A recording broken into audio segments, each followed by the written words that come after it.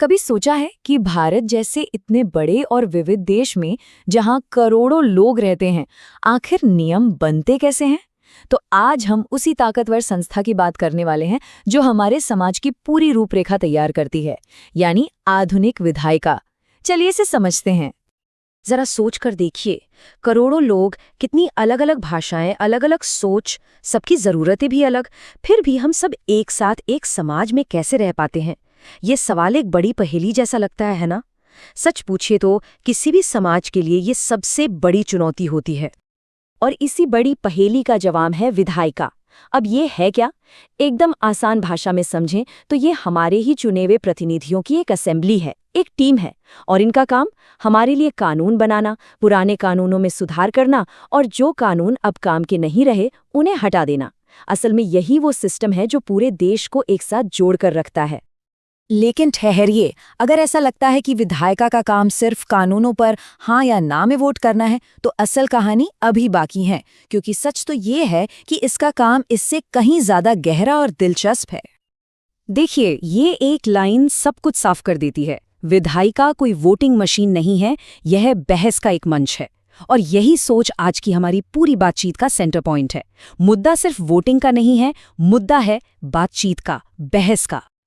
तो ये जो विचार विमर्श है ना, असली खेल इसी का है। इसको ऐसे समझिए कि ये एक बहुत बड़ी ब्रेनस्टॉर्मिंग सेशन की तरह है, जहां हर तरह के विचार, यहाँ तक कि एक दूसरे से एकदम अलग विचार भी सामने रखे जाते हैं। और इन्हीं विचारों के टकराव और सहयोग से ही बेहतर और निष्पक्ष कानून बनते हैं। ऐसे कानून जो सच में हमारे देश की विविधता को दिखाते हैं। तो ठीक है, ये तो समझ आ गया कि विधायिका बहस के लिए एक मंच है, पर सवाल ये है कि ये असल में करती क्या है? देखिए, इसके 5 सबसे जरूरी काम हैं, और ये काम हमारे समाज को चलाने के लिए बेहद जरूरी हैं। हाँ, सिर्फ 5। सुनने में शायद छोटा नंबर लगे, पर यही 5 काम हमारे पूरे लोकतंत्र की बुनियाद है। चलिए अब एक-एक करके इनको समझते हैं। पहला और सबसे सीधा काम, कानून बनाना। ये इनका सबसे मुख्य और सबसे जरूरी काम है। अब चाहे वो ट्रैफिक का कोई नया नियम हो या फिर पर्यावरण से जुड़ा कोई बड़ा कानून, उसे बनाने, बदलने या हटाने का अधिकार विधायिका के पास ही है। और हाँ, ये कोई एक दिन का काम नहीं है, ये एक पूरी प्रक्रिया है, एक सफर है। सबसे पहले एक प्रस्ताव, जिसे बिल कहते हैं, पेश किया जाता है।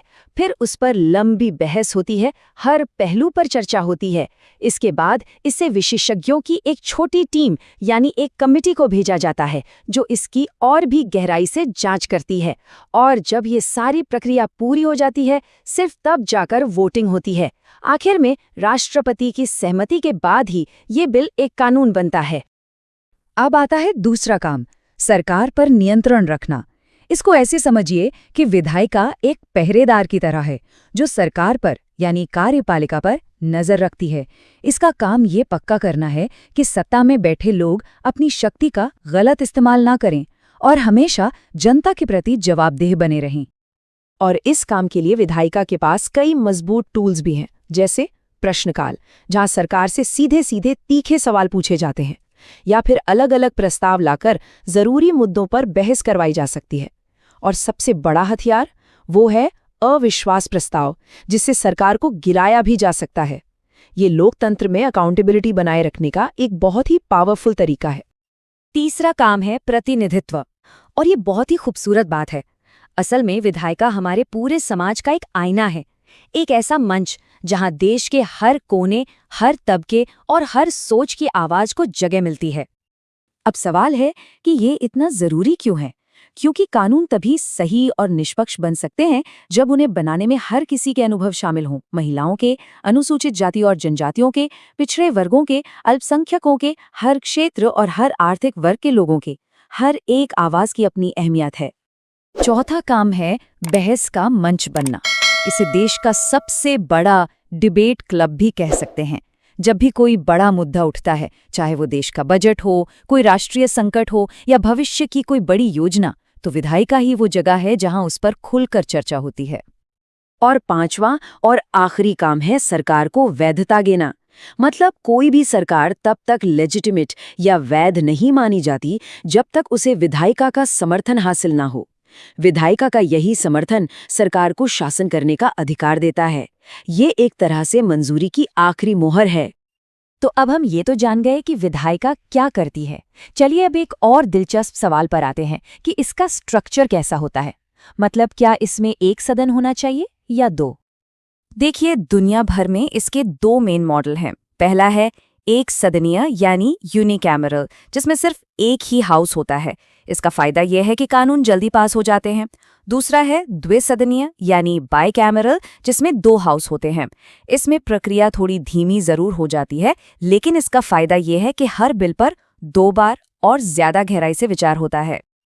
तो यहाँ एक सवाल उठता है कि भारत जैसे बड़े और विविधता से भरे देश अक्सर 2 सदनों वाला यानी थोड़ा धीमा सिस्टम क्यों चुनते हैं? जरूर इसके पीछे कोई ठोस वजह होगी, है ना? बिल्कुल, और इसकी 3 बड़ी वजह हैं। पहली, ये सुनिश्चित करने के लिए कि इतने बड़े देश के हर हिस्से और हर समाज को प्रतिनिधित्व मिले। दूसरी, ये एक तरह से सेफ्टी ब्रेक का काम करता है, ताकि कोई भी कानून जल्दबाजी में या बिना सोचे समझे पास न हो जाए। और तीसरी, खासकर भारत जैसे संघीय देशों में दूसरा सदन, जैसे हमारी राज्यसभा, ये पक्का करता है कि केंद्र के साथ साथ राज्यों की भी अपनी आवाज हो।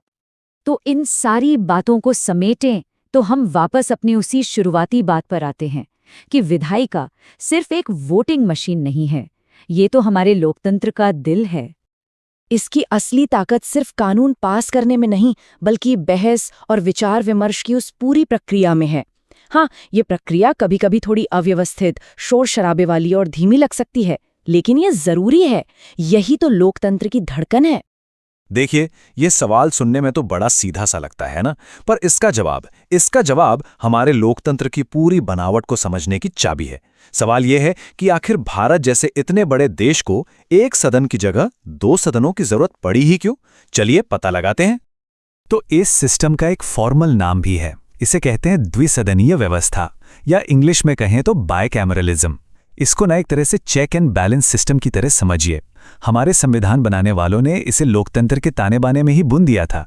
क्यों? ताकि ये पक्का हो सके कि कोई भी एक ग्रुप बहुत ज्यादा पावरफुल ना हो जाए। तो चलिए सबसे पहले चलते हैं सरकार के इंजन रूम में, यानी कि लोकसभा। अब इसे इंजन रूम क्यों कहते हैं? अरे भाई, क्योंकि देश की सियासत की असली पावर, असली रफ्तार सब यहीं से तो पैदा होती है। देश किस दिशा में जाएगा ये भी यहीं तय होता है। वैसे तो लोकसभा का कार्यकाल होता है 5 साल का, लेकिन ये कोई पत्थर की लकीर नहीं है, और यही इसकी सबसे खास बात है। सरकार को हमेशा चौकन्ना रहना पड़ता है, क्योंकि जैसे ही बहुमत खोया, इसे समय से पहले भी भंग किया जा सकता है। और फिर से चुनाव। इसमें होते हैं करीब 543 सदस्य, और सबसे जरूरी बात यह है कि हर सदस्य को सीधे भारत के लोग चुनते हैं। मतलब ये सदन सीधे सीधे जनता की आवाज है, उनकी उम्मीदों और उनकी चिंताओं का आईना है। तो सवाल ये है कि लोकसभा की असली पावर आती कहां से है? ये 4 पॉइंट देखिए, सब साफ हो जाएगा। पहला, सरकार सीधे सीधे लोकसभा को जवाबदेह है। दूसरा, पैसे से जुड़ा कोई भी बड़ा बिल, जिसे मनी बिल कहते हैं, वो सिर्फ यहीं पेश हो सकता है। मतलब देश का खजाना इसी के कंट्रोल में है। तीसरा, केवल लोकसभा ही अविश्वास प्रस्ताव पास करके सरकार को गिरा सकती है। और चौथा, देश के बजट पर आखिरी मोहर भी यही सदन लगाता है। बस यही शक्तियां इसे शासन का सेंटर पॉइंट बना देती हैं। ये बात ना पूरी तस्वीर एकदम साफ कर देती है। प्रधानमंत्री और उनका पूरा मंत्रिमंडल वो तभी तक पावर में रह सकते हैं जब तक उन्हें लोकसभा में बहुमत का सपोर्ट हासिल है। जिस दिन ये सपोर्ट गया, उसी दिन इस्तीफा देना पड़ता है। यही हमारे संसदीय लोकतंत्र का सबसे बड़ा और मूल सिद्धांत है। अच्छा, अब कहानी के दूसरे हिस्से पर चलते हैं, राज्यसभा। देखिए, अगर लोकसभा इंजन रूम है, तो राज्यसभा को आप एक तरह का समीक्षा कक्ष या कह लीजिए थिंक टैंक मान सकते हैं। ये वो जगह है जहां कानूनों पर ज्यादा गहराई से और ठंडे दिमाग से बहस होती है। लोकसभा से एकदम अलग राज्यसभा की सबसे बड़ी खासियत है इसका स्थायित्व। मतलब ये कभी भंग नहीं होती। सोचिए, जब लोकसभा चुनावों की वजह से भंग हो जाती है, तब भी देश में एक लेजिस्लेटिव बॉडी, एक विधायी निकाय मौजूद रहता है, जो शासन में एक कॉन्टिन्यूटी, एक निरंतरता बनाए रखता है। राज्यसभा की बनावट ही इसे एक अनोखा चरित्र देती है। ज्यादातर सदस्य आते हैं राज्यों से, जो हमारे फेडरल स्ट्रक्चर, मतलब केंद्र और राज्यों के रिश्ते को मजबूत करता है। पर साथ ही 12 सदस्य राष्ट्रपति द्वारा नॉमिनेट किए जाते हैं। ये कौन होते हैं? ये होते हैं अपने अपने फील्ड के एक्सपर्ट्स, कला, विज्ञान, साहित्य, खेल, और ये लोग राजनीतिक बहसों में एक नॉन पॉलिटिकल और अनुभवी नजरिया लेकर आते हैं। तो ये जो अंतर है ना, ये दोनों सदनों के मूल चरित्र को दिखाता है। एक तरफ है लोकसभा, जनता की आवाज, सीधे चुनाव से आई हुई। इसका फोकस होता है पॉपुलर मैंडेट पर, जो अक्सर तेज रफ्तार होता है। और दूसरी तरफ है राज्यसभा, राज्यों की आवाज, जहां ज्यादा शांति और गहराई से विचार विमर्श होता है। एक है एक्शन, दूसरा है डेलिबरेशन। तो फिर सवाल उठता है कि राज्यसभा इतनी जरूरी क्यों है? इसे ना एक समझदार स्पीड ब्रेकर की तरह सोचिए। इसका काम है लोकसभा से जल्दबाजी में पास हुए कानूनों को रोकना, ये पक्का करना कि राज्यों के हितों को नजरअंदाज ना किया जाए, और किसी भी कानून को पास होने से पहले उसकी बारीकी से जांच परख करना। चलिए, अब जब हमने दोनों सदनों को अलग अलग समझ लिया है, तो जरा इनकी शक्तियों की सीधी सीधी तुलना करते हैं, और आप देखेंगे कि ये कोई गड़बड़ी नहीं, बल्कि एक बहुत सोच समझकर बनाया गया पावर बैलेंस है, जहां हर सदन का अपना एक अलग और बहुत जरूरी रोल है। ये टेबल देखिए, ये पावर बैलेंस को एकदम साफ कर देती है। जब बात आती है सरकार पर कंट्रोल की या पैसों के मामलों की, तो लोकसभा का पलड़ा भारी है, साफ साफ। लेकिन जब राज्यों के हक की बात आती है या कुछ खास तरह के कानून बनाने की, तो राज्यसभा के पास कुछ यूनिक पावर्स हैं। और हाँ, सामान्य कानून बनाने में तो दोनों की भूमिका लगभग बराबर ही है। तो आखिर में अगर इनकी शक्ति के सार को समझना हो, तो वो कुछ ऐसा है। लोकसभा की शक्ति है जनता और धन की शक्ति, मतलब डायरेक्ट मैंडेट और पैसे पर कंट्रोल। वहीं राज्यसभा की शक्ति है स्थायित्व और दृष्टिकोण की शक्ति, मतलब परमानेंस और हर मुद्दे पर एक गहरा सोचा समझा नजरिया देने की क्षमता। तो लीजिए, हम अपनी इस पूरी पड़ताल के आखिर में आ गए हैं, और अब हम उस सबसे बड़े सवाल का जवाब देने के लिए तैयार हैं जिससे हमने ये सारी बातचीत शुरू की थी, कि आखिर भारत को 2 सदनों की जरूरत है ही क्यों? और जवाब इस एक लाइन में छिपा है। ये जो 2 सदनों वाला सिस्टम है ना, ये कोई कमी या गड़बड़ी नहीं है, ये एक फीचर है। ये एक सोची समझी डिजाइन है जिसका एक बहुत खास मकसद है। और वो मकसद क्या है? वो है नियंत्रण और संतुलन। ये 2 सदन मिलकर ये पक्का करते हैं कि जनता की सीधी आवाज सुनी तो जाए, लेकिन राज्यों के हितों की अनदेखी ना हो। ये सुनिश्चित करते हैं कि सरकार तेजी से फैसले लें, लेकिन बिना सोचे समझे नहीं। असल में ये जल्दबाजी में बने कानूनों और बहुमत की तानाशाही को रोकने का एक बेहतरीन तरीका है। तो सवाल घूम फिरकर वहीं आता है कि एक डेमोक्रेसी में जहां सरकार के पास इतनी सारी पावर होती है, उस पर लगाम कौन लगाता है? इसका जवाब हमारे संविधान में दी गई एक बहुत ही पावरफुल संस्था के पास है, और वो संस्था है संसद। अब देखिए, ज्यादातर लोग संसद को बस एक ऐसी जगह समझते हैं जहां कानून बनते हैं, लेकिन इसका जो सबसे जरूरी काम है ना, वो है सरकार के हर एक कदम पर पैनी नजर रखना। और आज हम इसी कंट्रोल वाले पहलू को गहराई से समझेंगे। अच्छा, सरकार पर ये जो कंट्रोल है ना, ये कोई एक दिन का काम नहीं है। ये एक लगातार चलने वाला प्रोसेस है, जिसकी अपनी एक तय लय है, एक कैलेंडर है। तो चलिए, सबसे पहले साल भर के इस संसदीय कैलेंडर को ही समझते हैं। तो देखिए, भारत की संसद जो है वो साल में मेनली 3 बार मिलती है। सबसे पहले आता है बजट सेशन, जो साल की शुरुआत में होता है। ये सबसे लंबा और कह सकते हैं कि आर्थिक नजरिए से सबसे जरूरी होता है। इसके बाद आता है मॉनसून सेशन, और फिर साल के आखिर में विंटर सेशन।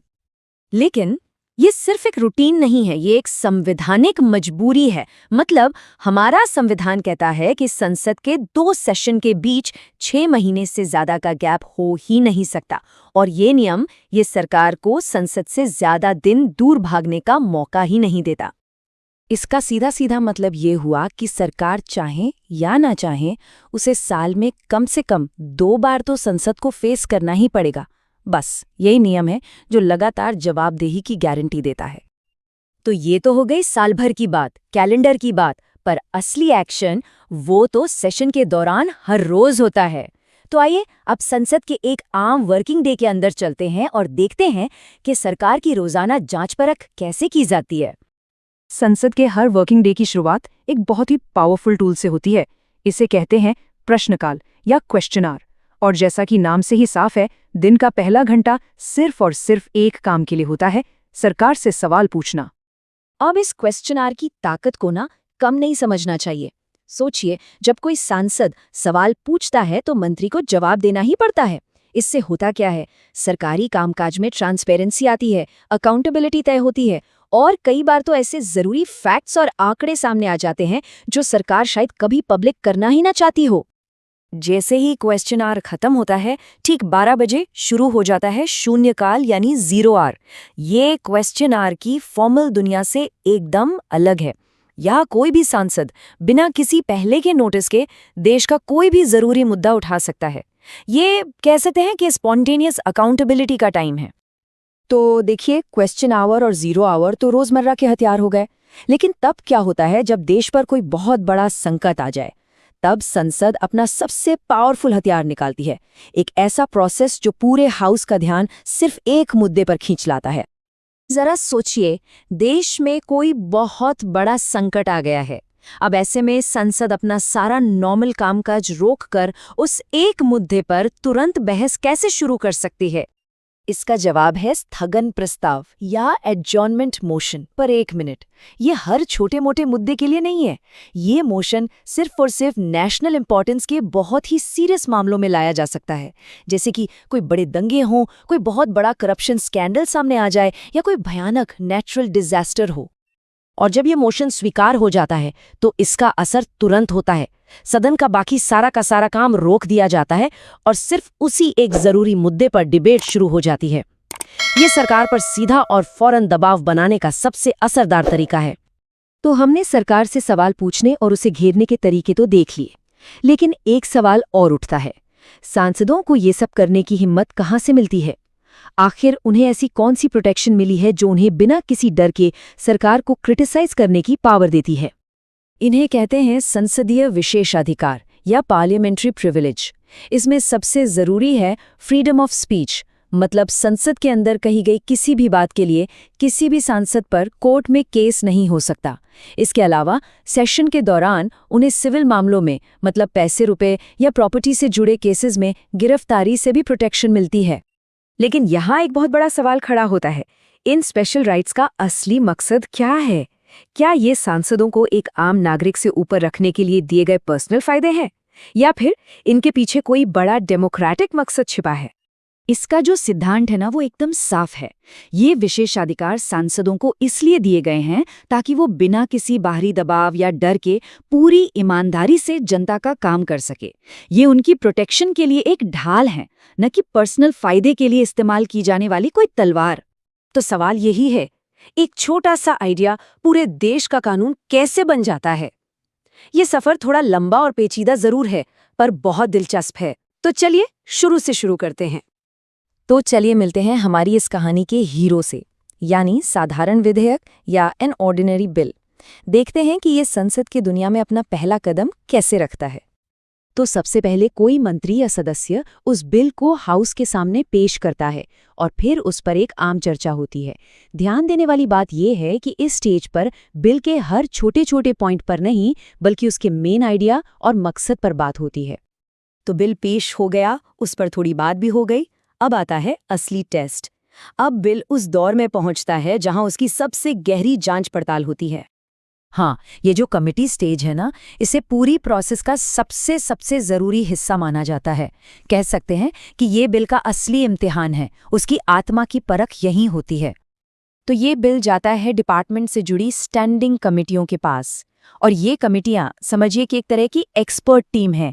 ये बिल की एकदम चीर-फाड़ कर देती हैं, हर आंकड़े को चेक करती हैं, उसके असर को समझती हैं, ये देखती हैं कि वो संविधान के दायरे में है या नहीं, और तो और आम लोगों और एक्सपर्ट्स की राय भी लेती हैं। पर इसकी जरूरत क्या है? क्योंकि जरा सोचिए, संसद के मेन हॉल में जहां इतने सारे सदस्य हैं, क्या वहां हर बिल की टेक्निकल डिटेल्स पर इतनी गहरी बहस हो सकती है? नहीं हो सकती, राइट? इसीलिए ये समितियां होती हैं जो हर पहलू पर विस्तार से विचार कर सकती हैं। अच्छा, तो कमेटी की कसौटी से पास होकर अब ये बिल और मजबूत हो गया है। अब ये वापस आता है सदन में अपने फाइनल राउंड्स के लिए। यहाँ बिल को एक एक करके कई पड़ाव पार करने होते हैं। पहले तो बिल के हर एक हिस्से पर, मतलब क्लॉज बाय क्लॉज वोटिंग होती है। फिर जब सब हिस्से पास हो जाते हैं तो पूरे बिल पर एक फाइनल वोट होता है। और कहानी यहाँ खत्म नहीं होती। इसके बाद यही पूरा प्रोसेस दूसरे हाउस में दोहराया जाता है और आखिर में बिल पहुंचता है राष्ट्रपति के पास। लेकिन रुकिए, कहानी में एक ट्विस्ट है। क्या होगा अगर राष्ट्रपति को लगे कि इस बिल में कुछ गड़बड़ है? उनके पास ये पावर है कि वो बिल को एक बार फिर से सोचने के लिए संसद के पास वापस भेज सकते हैं। ये हमारे डेमोक्रेसी में चेक्स एंड बैलेंसेस का एक बहुत बड़ा उदाहरण है। लेकिन यहाँ एक पेंच है। अगर संसद अपनी बात पर अड़ी रहती है और बिल को दोबारा पास कर देती है, तब राष्ट्रपति को उस पर साइन करने ही पड़ते हैं। मतलब ऑर्डिनरी बिल के मामले में संसद की इच्छा ही सबसे ऊपर है। और बस इसी के साथ एक लंबे और मुश्किल सफर के बाद एक आइडिया देश का कानून बन जाता है। ये पूरी प्रक्रिया दिखाती है कि हमारे सिस्टम में पावर्स को कैसे बैलेंस किया गया है। लेकिन रुकिए, हर बिल इसी रास्ते से नहीं गुजरता। एक खास तरह का बिल है जिसका ताल्लुक देश की तिजोरी से है और उसके लिए रास्ता भी बिल्कुल अलग और कह सकते हैं फास्ट ट्रैक है। तो देखिए फर्क क्या है। ऑर्डिनरी बिल किसी भी हाउस में आ सकता है, लोकसभा या राज्यसभा। लेकिन मनी बिल वो सिर्फ और सिर्फ लोकसभा में ही पेश हो सकता है और लोकसभा का स्पीकर ही तय करता है कि कोई बिल मनी बिल है या नहीं। और सबसे बड़ा फर्क है राज्यसभा की पावर में। राज्यसभा मनी बिल को रिजेक्ट नहीं कर सकती। वो सिर्फ 14 दिन के अंदर अपने सुझाव दे सकती है और उन सुझावों को मानना या न मानना ये पूरी तरह से लोकसभा पर है। तो सवाल उठता है कि भाई पैसों के मामले में इतना स्पेशल ट्रीटमेंट क्यों? लोकसभा को इतनी ज्यादा पावर क्यों दी गई है? इसका जवाब छिपा है पावर ऑफ द पर्स के सिद्धांत में। देखिए, ये एक बहुत ही फंडामेंटल डेमोक्रेटिक आइडिया है कि जनता के पैसे पर कंट्रोल उन्हीं लोगों का होना चाहिए जिन्हें जनता ने सीधे सीधे चुनकर भेजा है। और हमारे देश में वो सदन है लोकसभा। तो ये तो हुई बिल की बात।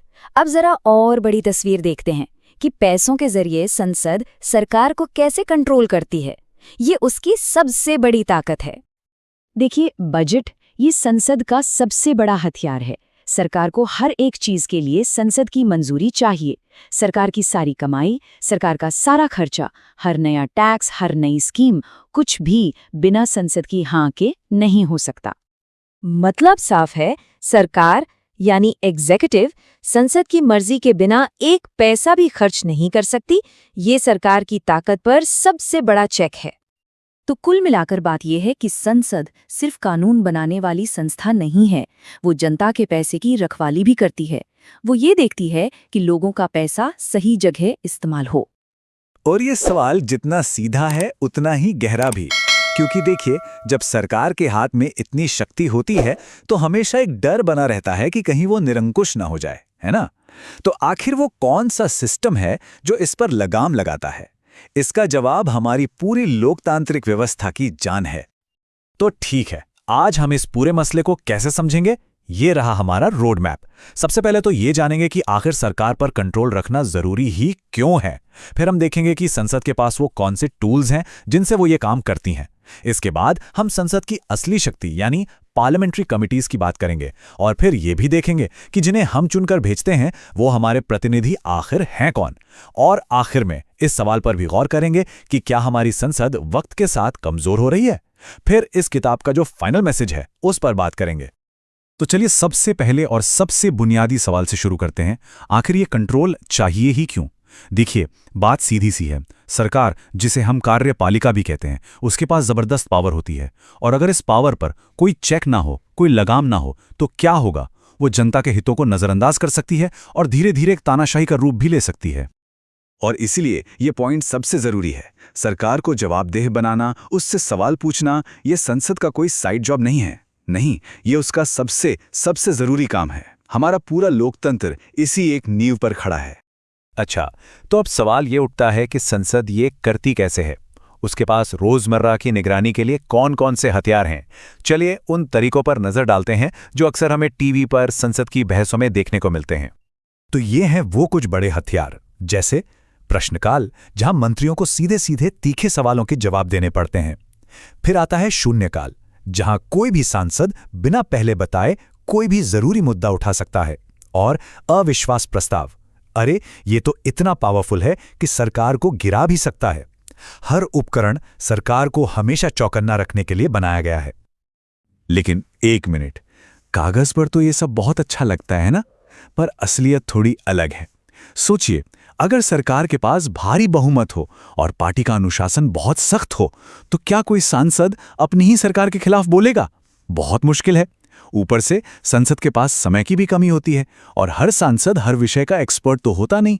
तो इन वजहों से ये सारे हथियार उतने असरदार नहीं रह पाते और यहीं पर एक ज्यादा गहरे, ज्यादा असरदार सिस्टम की जरूरत महसूस होती है। तो चलिए अब संसद के उस हिस्से में चलते हैं जो टीवी की चकाचौंध से दूर है, जहां असली गहराई वाला काम होता है। हम बात कर रहे हैं संसदीय समितियों की। एनसीईआरटी की किताब में लिखी ये लाइन सब कुछ कह देती है। संसद की असली ताकत उसकी समितियों से आती है। वे इसकी असली रीढ़ हैं। मतलब जो असली काम है वो टीवी पर होने वाली चिल्ला चोट में नहीं, बल्कि इन कमिटियों की बैठकों में होता है। ये टेबल देखिए, ये बहुत अच्छे से समझाती है कि काम कैसे होता है। जो DRSCs हैं, यानी विभागीय स्थायी समितियां, वो हर मंत्रालय के काम, उनके बजट, उनके बिल्स को बारीकी से देखती हैं। फिर है लोक लेखा समिति, ये तो सरकार के खर्चों में घपले घोटालों की जांच करती है। और प्राकलन समिति, ये पक्का करती है कि जो पैसा खर्च हो रहा है वो सही तरीके से हो भी रहा है या नहीं। तो आखिर ये कमेटियां इतनी जरूरी क्यों हैं? सोचिए, पूरी संसद के पास इतना वक्त कहाँ है कि वो हर एक बिल की हर एक लाइन पर घंटों बहस करे? नहीं है। और फिर हर सांसद को हर विषय की गहरी तकनीकी जानकारी भी नहीं होती। यहीं पर कमेटियां काम आती हैं। ये एक्सपर्ट्स को बुला सकती है, किसी भी मुद्दे पर बिना राजनीतिक हंगामे के घंटों चर्चा कर सकती हैं और पार्टी लाइन से ऊपर उठकर एक सहमति बनाने की कोशिश करती हैं। नतीजा, बेहतर और मजबूत कानून। एनसीईआरटी की किताब का ये कार्टून ना इसी बात को बहुत खूबसूरती से दिखाता है। जो असल मेहनत का काम है, जो डिटेल वाला काम है, वो इन बंद दरवाजों के पीछे होता है, कैमरों की नजर से दूर। अच्छा, अभी तक हमने बात की कैसे की, यानी संसद काम कैसे करती है। अब बात करते हैं कौन की। मतलब ये जो लोग हैं जो हमारे लिए कानून बना रहे हैं, सरकार से सवाल पूछ रहे हैं, ये हैं कौन? क्या हमारी संसद वाकई हमारे समाज की सही तस्वीर पेश करती है? और ये सवाल बहुत चुभने वाला है। सोच कर देखिए, अगर हमारे प्रतिनिधि समाज के हर तबके, हर हिस्से से नहीं आते, तो क्या ये मुमकिन है कि जो कानून बनेंगे वो सबके लिए होंगे? क्या उनमें सबकी आवाज शामिल होगी? ये दूसरा कार्टून देखिए, खाली महिला सीटें। ये सिर्फ एक तस्वीर नहीं है, ये हमारी व्यवस्था पर एक तीखा तंज है। ये दिखाता है कि देश की आधी आबादी का प्रतिनिधित्व हमारी सबसे बड़ी पंचायत में कितना कम है। ये एक कड़वी सच्चाई है। ये जो 33% का आंकड़ा आप देख रहे हैं, ये उसी महिला आरक्षण विधेयक का है जिस पर सालों से, दशकों से सिर्फ बहस ही हो रही है। ये एक बहुत बड़ा कदम हो सकता है इस असंतुलन को ठीक करने के लिए, लेकिन ये अभी भी लटका हुआ है। प्रतिनिधित्व की कहानी में हमें एक मिलीजुली तस्वीर देखने को मिलती है।